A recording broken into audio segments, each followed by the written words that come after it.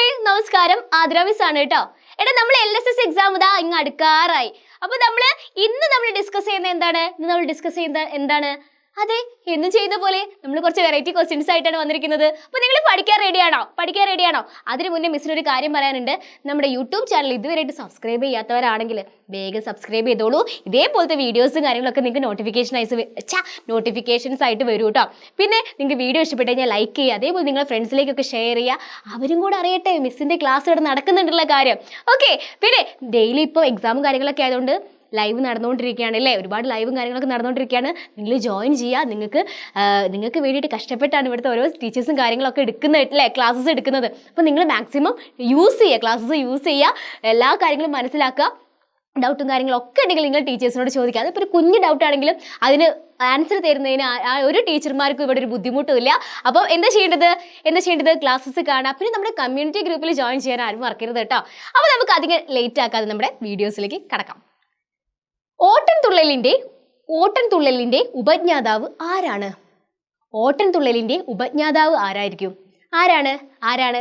നമ്മുടെ കുഞ്ചൻ നമ്പ്യാർ അല്ലാതെ വേറെ ആരാടാ ആ സ്ഥാനത്തേക്ക്?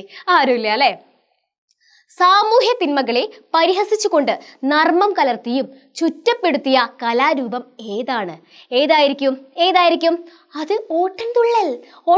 അതിലൊരു സംശയവും വേണ്ട, ഓട്ടൻതുള്ളലാണ്. അടുത്ത ചോദ്യം, നൈൽ ഡയറി എന്ന പുസ്തകം എഴുതിയത് ആരാണ്? നൈൽ ഡയറി SK പൊറ്റക്കാടിൻ്റെതാണ്. ഓക്കെ, അടുത്ത ചോദ്യം, ചെറുശ്ശേരി ഏത് രാജാവിന്റെ കൊട്ടാരത്തിലെ പണ്ഡിത സദസ്സിലെ അംഗമായിരുന്നു? ആരാണ്?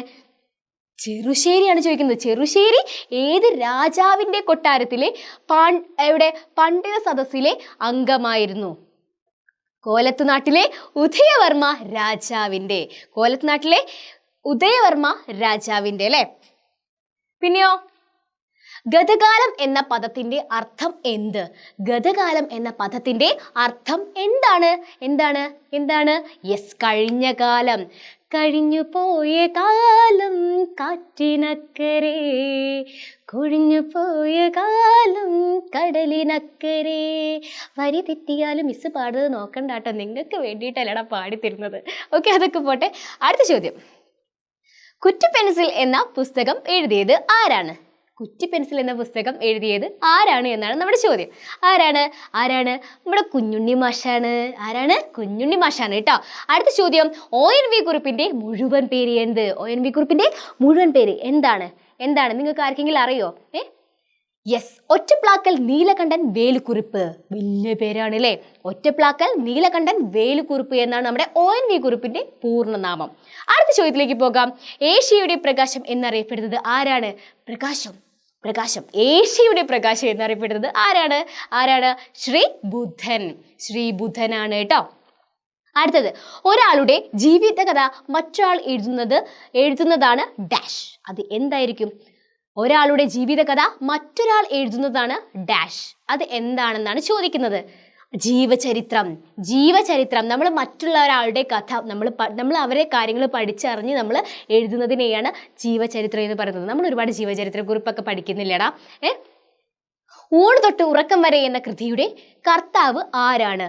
ഊണ് തൊട്ട് ഉറക്കം വരെ എന്ന കൃതിയുടെ കർത്താവ് കുഞ്ഞുണ്ണി മാഷാണ്. അപ്പൊ നമ്മൾ ഈ ഒരു വീഡിയോയിലൂടെ കുറച്ചധികം ചോദ്യങ്ങൾ പിന്നെയും പഠിച്ചു അല്ലേ. നമ്മളിപ്പോ കുറെ ചോദ്യങ്ങൾ പഠിച്ചിരിക്കുക. ഇനി നമുക്ക് LSS എക്സാം ആയാൽ മതിയല്ലേ. നമ്മള് കടന്ന് പറഞ്ഞ് എല്ലാത്തിനും ആൻസർ എഴുതും. അപ്പൊ മക്കളെ, എന്തായാലും വീഡിയോസ് ഇഷ്ടപ്പെട്ട് കഴിഞ്ഞാൽ ലൈക്ക് ചെയ്യുക, ഷെയർ ചെയ്യുക, സബ്സ്ക്രൈബ് ചെയ്യുക മറക്കല്ലേ കേട്ടോ. അപ്പം നിങ്ങൾക്ക് ക്ലാസ്സിനെ കുറിച്ചിട്ടുള്ള വിലപ്പെട്ട കമന്റ്സും കാര്യങ്ങളൊക്കെ നിങ്ങൾ എവിടെ രേഖപ്പെടുത്തുന്നത്?